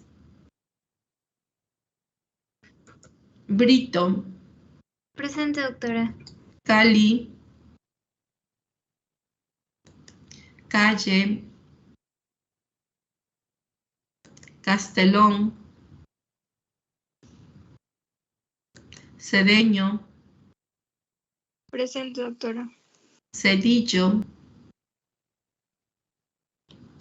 Correa. Presente, doctora. Sofía Egues. Presente, doctora. Gamecho. Presente, doctora. Buenas noches. Buenas noches. González Ellani. Presente, doctora. Guillén. Presente, doctora. Interiago. Presente. Leones. Presente, doctora. Mendoza. Presente, doctora. Morán. Presente, doctora. Fernanda. Morán Melanie. Presente, doctora. María Núñez. Presente, doctora. Ortega. Presente, doctora. Villajo. Presente, doctora. Ponce. Presente, doctora. Rodríguez. Rodríguez. Ronquillo. Salazar. Presente, doctora. Suárez. Presente, doctora. El resto de compañeros se fueron del aula. Ustedes tienen el 50% de la nota, son trabajos y lecciones. Y un 25% es del examen final. Entonces, por favor, traten de cumplir con los exámenes y las lecciones. Si no hay ninguna pregunta, yo los dejo, chicos, y que tengan una buena noche.